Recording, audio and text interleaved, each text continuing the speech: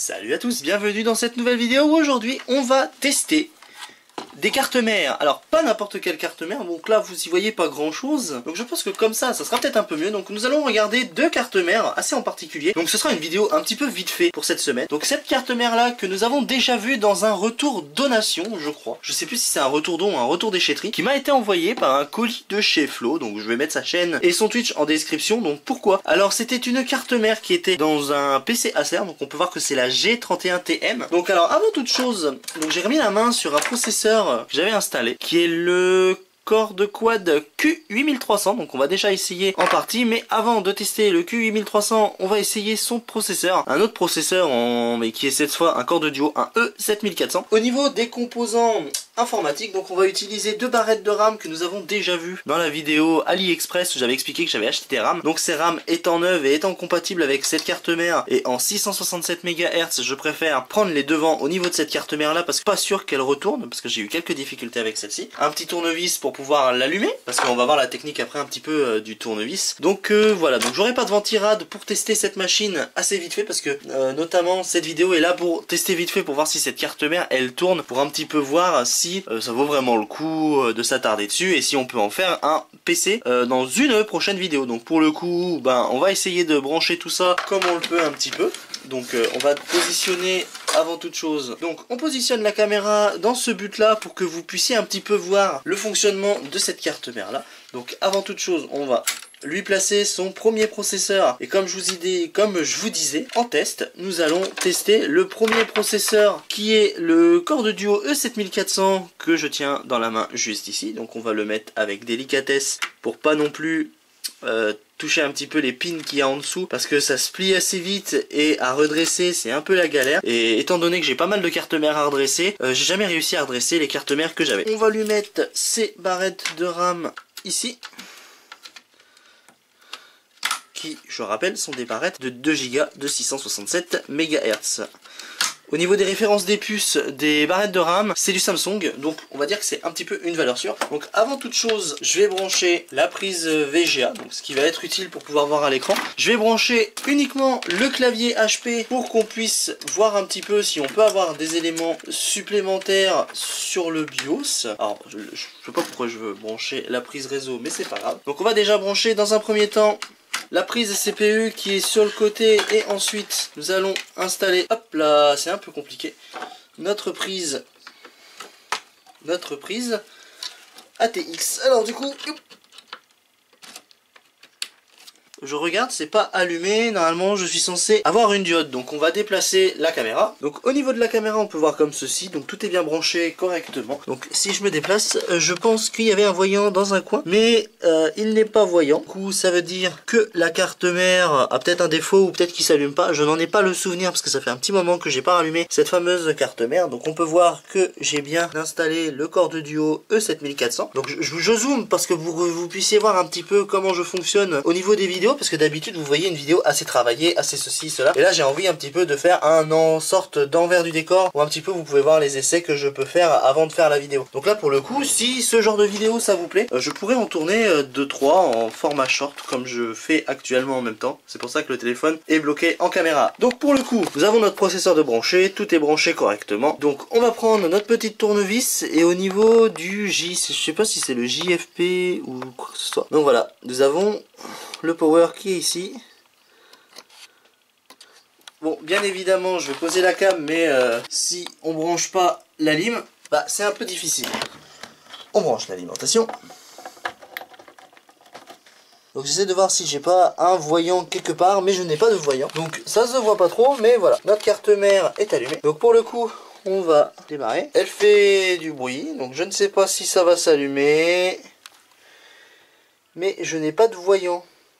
Et oh, ça fonctionne. Le E7400 fonctionne. Donc en toute logique, notre processeur E8400 fonctionne. Donc on va pas insister plus longtemps, on va éteindre et je vais changer de processeur pour voir si ça fonctionne. Donc alors maintenant ce qu'on va faire, on va lui mettre le Q8300. Donc j'avais dit E8400, mais c'est le Q8300 parce que c'est un Core de Quad avant tout. Donc hop là, on va retirer ceci et on va lui mettre le Q8300.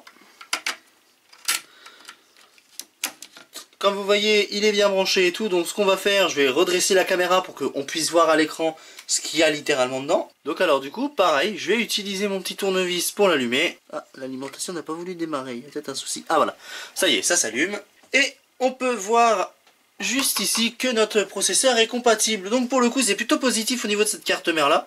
Par contre, oui, alors par contre, j'ai un voyant qui vient de s'afficher. Et en effet, j'ai bien un voyant de carte mère. Et je pense que ça se voyait pas pour plusieurs raisons. C'est que si j'allume ma lampe à machin, on la voit très peu. Donc du coup, ben c'est un peu de ma faute. Donc du coup, on a bel et bien un voyant, et si j'éteins, le voyant il s'éteint. Donc du coup les LED elles sont situées ici, normalement il y en a un petit peu plus, mais là j'ai que le témoin d'allumage. Donc du coup ce qui est plutôt positif au niveau de cette carte mère là, donc je ne sais pas quelle config elle a, il va falloir que j'essaye de trouver un moyen de mettre un ventirad, parce que la plupart des ventirades que j'ai sont à moitié foutus. Mais j'essaierai d'aller voir dans le local un de ces jours pour voir si je peux pas lui mettre un sacré ventirad, parce que ceux-là de processeur, les cordes quad, ont tendance à chauffer pas mal, surtout celui-là. Donc du coup bah voilà, donc c'est positif au niveau de cette carte mère là, on n'a rien à dire là-dessus. Donc ensuite sur la deuxième carte mère, on va passer sur cette carte mère là que nous avons déjà vue, qui était la carte mère du fameux Acer Aspire, où on avait changé la carte mère, on avait mis une carte mère ASRock. Donc pour le coup, ce qui va être positif, c'est qu'on va pouvoir remettre sa carte mère dans son PC d'origine, enfin on va regarder. Donc l'intérieur c'était le Q6600 qui était à nettoyer. Alors peut-être que quand je vais sortir la vidéo ne sera pas encore sortie sur le Q6600 en question, mais quand la vidéo va sortir, je vous aurais prévenu, mais j'ai eu quelques soucis avec ce Q6600 et la machine qui est partie au nettoyage et qui pour le moment est entre le cul entre deux chaises. Mais pour le moment, on verra très prochainement en vidéo. Donc un truc que vous devez savoir, c'est qu'au niveau de cette carte mère, on a un problème au niveau des ports de barrette de RAM qui est juste ici. Et en fait, il y en a un qui dysfonctionne et c'est celui-là, donc vraiment celui qui est tout à gauche, qui a un petit problème. Je ne sais pas d'où vient la nature du problème, mais c'est pas trop grave. Je vais utiliser ces deux-là uniquement en dual channel, même si c'est pas très recommandé, mais bon, pour le coup je vais pas avoir le choix sur cette carte mère là si je veux vraiment le laisser dans son châssis d'origine. Donc du coup on va lui mettre ces barrettes de RAM en question, on va le brancher en VGA comme on avait fait juste avant, et surtout on va garder les mêmes barrettes de RAM de chez AliExpress, donc c'est à dire les 667 MHz de 2 Go. Donc pour le coup voilà, donc ce qui est bien avec cette carte mère, c'est qu'on a déjà un chipset intégré. Donc pour le coup, celui-là je l'ai piqué sur la carte mère que l'on verra juste après, parce qu'il y a quelque chose que je voudrais faire avant toute chose. Donc voilà, donc au niveau des barrettes de RAM, on va lui installer sa RAM juste ici. Hop là, tac. Hop là, tac. Ensuite, on va brancher, comme vous voyez, ça ici. Je constate que j'ai bien débranché comme il faut le bidule. Hop, j'ai connecté ça. J'ai connecté le petit SSD que je garde en tant que test. Donc c'est un SSD qui a plus de 5 ans et qui est encore littéralement en vie après plusieurs réenregistrements et tout. Donc c'est fou à quel point que certains produits chinois que j'ai acheté pas trop cher, donc c'est un 32 Go, tout à fait basique pour faire 2-3 choses, que même un 32 Go, malgré les réenregistrements, est assez qualitatif au niveau de son no-name. On va le laisser pendouiller un petit peu. Donc c'est un SSD, c'est pas mécanique. Pour le coup il faut que je branche aussi ma fameuse souris USB que je vais réussir à retrouver. Donc du coup j'ai bien tout branché. Alors oui, c'est souvent le bordel sur ce bureau. Donc pour le coup notre petit tournevis, on va le tourner par là. Donc comme vous voyez ici, vous allez voir que je vais allumer la carte mère.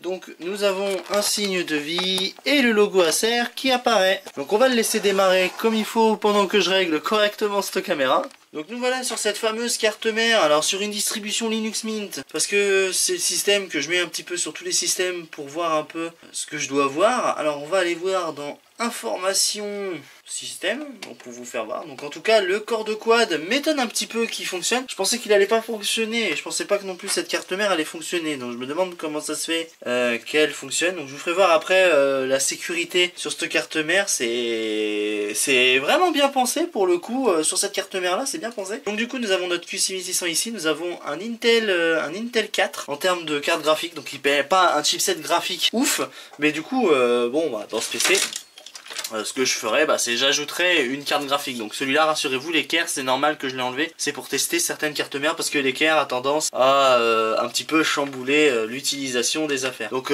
pour le coup, on est en face d'une carte mère qui s'est remis à fonctionner. Donc comme la MSI, ben elle va être utilisée dans une prochaine vidéo, mais celle-ci, ben on verra vite fait le tour d'une petite vidéo short, je pense. Mais si vous voulez voir une petite vidéo de montage, de présentation et puis pour voir quel OS je vais installer dessus, n'hésitez pas à vous manifester dans les commentaires, on va regarder tout ça. Mais voilà, donc vu comme c'est fini pour cette deuxième carte mère, on va passer à la troisième carte mère où on va voir si on peut tenter de redresser le pin, et je dis bien le pin qui manque. Et donc du coup dans cette dernière vidéo test carte mère, on va revenir sur cette carte mère que nous avons déjà vue, qui est la P5K PLAM APU. Donc on peut voir le modèle qui est juste ici, donc rassurez-vous, ça c'est le ventirad qu'on avait vu juste avant sur la carte mère avant. Et on a un petit souci sur cette carte mère, et je pense que vous voyez d'où il vient, donc il vient d'ici. Donc en fait, pour le coup, au niveau de cette carte mère là, et j'ai deux pins à redresser, donc c'est pour ça que la carte mère elle fonctionnait pas, mais sinon elle aurait pu fonctionner. Donc du coup, vu comme c'est pas mort, je vais tenter de redresser à l'aide de ma pincelle épilée et de ma loupe que je ne sais où je l'ai mis. Mais si je la retrouve, je vous fais voir où est-ce qu'elle est. Donc ce que je vais faire, je vais redresser hors caméra parce que ça demande pas mal de concentration et 2-3 bricoles. Donc on a un EPU qui est juste ici, donc je ne sais pas l'utilité parce que je me suis pas assez renseigné sur cette carte mère là. Mais tout ce que je sais, c'est qu'elle fonctionnait avant que je fasse le con avec cette carte mère. Parce que là, encore une fois, c'est moi, c'est de ma faute si les pins sont tout simplement un peu écrasés. Donc du coup, je vais tenter de les redresser comme je peux et on va tester après vous avoir fait à peu près ce que j'estime être redressé pour voir si du coup au final si ça tourne. Si ça peut tourner, ça serait plutôt positif et au moins j'aurais restauré une carte mère et c'est plutôt positif que je peux redresser les pins de mes prochaines cartes mères. Donc voilà, donc j'enregistre pour la troisième fois parce que j'avais pas enregistré et sur ce plan là on y voit un petit peu mieux. Alors bon, hop, je vais remettre ça comme ça. Donc là où j'ai redressé les pins, c'est sur cette partie-là. Et sur cette partie-là où il y avait des pins qui étaient pas mal... Alors attendez. Oui, c'est bien cette partie-là où j'ai redressé. Donc comme vous voyez, on peut voir via les trous que c'est légèrement enfoncé. Donc ce qui ne sera pas trop problématique. Donc ce qu'on va lui mettre, c'est son petit processeur qui est le Q8300 pardon. Et hop, on va le mettre dedans. Hop là. Donc comme vous voyez, nous avons bien mis le processeur. Donc voilà, on va lui mettre pour tester quand même une seule barrette de RAM. On va lui mettre son câble. Alors pas trop que ça tire d'un coup. Hop là. Avant de le brancher, hop là, tac. Par contre ce que je fais là, j'ai peut-être branché à l'arrière, ne le faites pas sans être sûr. Parce que le problème, c'est que voilà, on n'est jamais sûr de quoi que ce soit. Donc, je vais brancher ma prise VGA à l'arrière de cette machine. Pour le coup, on va aussi brancher le clavier, parce qu'on va quand même aller voir dans le BIOS si on arrive à avoir des infos sur cette carte mère là. Et si on a des infos sur cette carte mère là, c'est positif, et c'est que j'ai restauré une carte mère malgré tout, que j'ai abîmée et que j'ai réussi à restaurer. Voilà, donc encore une fois, on va utiliser notre fameux tournevis pour démarrer. Mais j'espère rien, hein, très franchement. Oh, notre processeur est détecté. Ok, donc ce qu'on va faire, on va prendre notre clavier et on va faire F1, Run Setup. Donc n'est rien détecté. Système information. Et donc nous avons bien nos 2 Go et notre corps de quad. Alors du coup, ce qu'on va faire, je vais éteindre mon appareil. Le processeur il chauffe, normalement c'est positif. On va lui rajouter sa deuxième barrette de RAM. Voilà, là, la PC redémarre. Les 2 barrettes de RAM sont détectées. Est-ce que nous avons... Oui, c'est précisé juste ici que notre barrette de RAM, notre deuxième barrette de RAM est installée. Donc ce que je vais faire, je vais essayer de trouver un ventirad et essayer, mine de rien, la carte mère. Donc, alors du coup, hop, j'allume la lumière, comme ça on y verra un peu mieux. Donc pour finir, j'ai trouvé un ventirad en très bon état. Alors je ne savais pas que j'avais ça dans mes rangs, donc du coup je vais nettoyer cette partie-là avec mon pull qui va partir au lavage. Qui va quand même partir au lavage. Alors j'ai plus de sopalin, hein. Faut aller en racheter. Donc pour le coup, j'ai essuyé tout ça.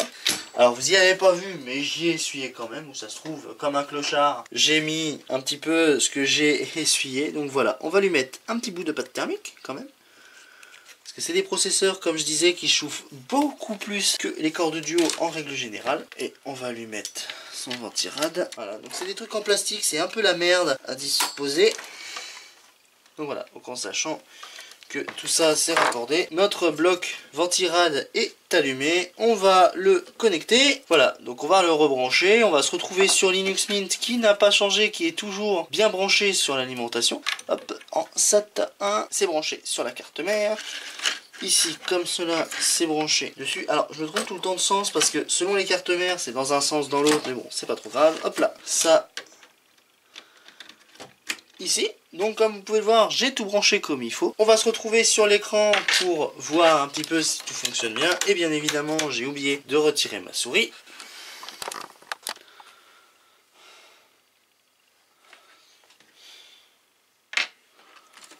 Hop, on allume notre bestiau. Le ventirad il fonctionne, il n'y a pas de souci.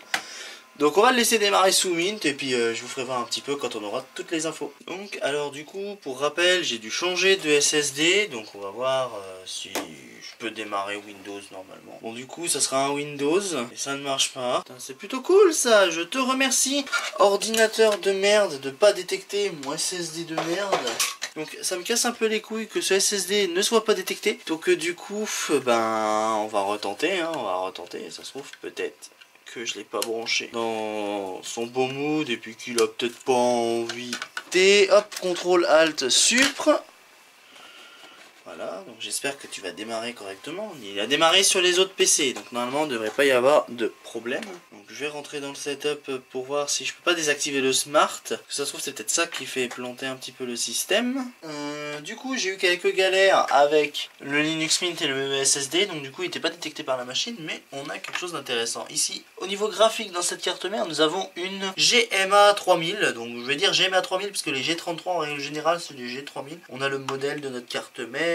Voilà, comme quoi c'est Wayland et tout. Donc du coup j'ai dû voir avec une clé USB et Ubuntu 25. Donc du coup cette carte mère fonctionne. Je ne sais pas à quoi elle va servir dans une vidéo. Donc pour le coup c'est plutôt positif et ça me permet de voir que certaines cartes mères que j'ai pas mal de pins à redresser, je pourrais les redresser. Donc ça en fera peut-être d'autres vidéos dédiées sur d'autres cartes mères. Donc comme je vous disais, si cette vidéo vous plaît au niveau des tests cartes mères, n'hésitez pas à vous manifester dans les commentaires. Donc pour le coup on va se retrouver avec ma belle petite gueule. Et ce qu'on va faire, eh ben on va essayer de conclure et de constater 2-3 petits trucs. Donc c'est ainsi que se conclut cette petite vidéo où on a testé 3 cartes mères qui est plutôt positive par rapport à ce que mes attentes.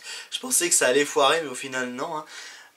Donc du coup cette vidéo ça vous permet de voir un petit peu ce que je fais en préparatif pour les tests au retour déchetterie. Donc excusez-moi si j'ai un peu paniqué, c'est parce que j'ai des exemplaires de cartes mères que l'on verra dans une autre vidéo si ça peut vous intéresser. Et encore une fois c'est si ça peut vous intéresser parce que encore une fois j'ai pas encore de retour assez positif concernant mes vidéos et mes shorts, même si je pense que dans l'ensemble certaines personnes pense à apprécier ce que je fais. Donc j'aimerais bien avoir un petit retour là-dessus. Donc notamment prochainement on risquerait de voir cette petite carte mère. Donc il y aura sa petite vidéo dédiée parce que justement cette carte mère est intéressante dans un sens où j'ai juste une soudure à faire pour qu'elle reparte parce que c'est un condensateur qui fait merde et tout. Mais bon, ça c'est une carte mère d'un Shuttle XPC qu'on avait déjà vu en unboxing il y a très longtemps. Et quand elle avait foiré, ben pour le coup ça m'avait un peu fait chier. Et au niveau de cette carte mère là, c'est parce que celle-ci de carte mère elle aura besoin d'un nettoyage. Et comme qui dirait, comme on a eu avec la Asus, un redressement des pins à ce niveau là. Donc du coup qui est une carte mère qui elle fonctionnait quand je l'avais récupérée en déchetterie. Mais vu comme à une certaine époque bah, je rangeais ça comme un sac-coin, bah du coup je mettais pas de processeur pour protéger. Donc du coup, ça a abîmé certains pins sur celle-ci. Donc c'était une carte ASRock avec de la DDR3 comme des cartes mères de cette chaîne qu'on a vu à plusieurs reprises. C'est cette fameuse carte mère qui est HS dans tous les sens. J'ai essayé un reflow, j'ai essayé de changer 2-3 condensateurs. Donc ça c'était les condensateurs que j'avais changés qui ont regonflé. Donc au final cette carte mère, peut-être avec un nettoyage, j'essaierai de la nettoyer pour voir ce que ça peut donner parce que je n'ai pas encore nettoyé cette carte mère. Donc du coup au final je pense que cette carte mère est finie, elle est finie de chez fini. Donc pour le coup je ne sais pas si elle va repartir cette carte mère, j'espère bien la faire repartir. Si elle repart plus, bon, on pourra lui dire au revoir, mais elle nous aura bien servi pendant certaines vidéos parce que c'est une des cartes mères que l'on a vu le plus souvent avant. Donc voilà. Donc pour cela je pense faire des streams sur Twitch de mes anciennes vidéos, un petit peu réagir un petit peu sur ce que je pouvais trouver à l'époque avec des petites anecdotes et tout ça. J'ai vu que tout le monde le faisait, donc je me suis dit pourquoi pas moi essayer, ça pourrait me donner certaines précisions. C'est pour mettre un petit point un petit peu de ce que je pourrais faire sur Twitch à part du jeu vidéo, même si j'ai pour projet de faire un petit peu 2-3 petits jeux vidéo d'actualité, mais j'en dis réfléchis encore, j'essaie de voir comment je pourrais faire. Donc il y aura des petites séries de tests très prochainement en vidéo là-dessus. Donc voilà, donc c'est positif pour ces cartes mères là, je ne sais pas quoi encore en faire. Donc du coup elles auront certainement leur vidéo dédiée, et quand je vous dis elles auront leur vidéo dédiée, bah déjà pour la carte mère Acer c'est sûr elle aura sa vidéo dédiée. Par contre pour la Asus et la MSI je ne sais pas quoi en faire, j'y réfléchis encore, et encore j'ai encore pas mal de machines à regarder, donc voilà. J'espère que toutefois cette vidéo vous aura plu dans mon petite excursion de ce qui peut se passer avant que je produise une vidéo, parce qu'encore une fois c'est avant que je produise les vidéos, donc c'est à dire que je fais toujours des rapports de test pour savoir ce que j'ai à dire sur la carte mère. C'est plus comme avant où avant je fonçais tête baissée pour savoir ça fonctionne pas, on teste des trucs, la. Maintenant je fais vraiment tout de A à Z avant la vidéo pour vraiment faire étape par étape pour vraiment bien organiser, on va dire, mon montage vidéo. Donc voilà, donc c'est tout pour moi. J'espère que ça vous aura plu. N'hésitez pas à rejoindre le Discord qui est dans la description et à rejoindre aussi le Twitch qui est dans la description aussi, sauf si vous préférez attendre les live streams. Dans ces cas là je vous pardonne, ne vous inquiétez pas, hein. Si vous n'êtes pas là pour les live streams c'est pas grave, mais je vous dis qu'il y aura peut-être certainement des compléments d'informations concernant les vidéos en question. Voilà, donc j'espère que cette vidéo, mine de rien, vous aura plu. Moi sur ce je vous dis à la prochaine et portez-vous bien. Pour ma part je vais retourner sur mes carte mère et surtout les PC que j'ai pas mal à tester. Allez, des bisous et à la prochaine.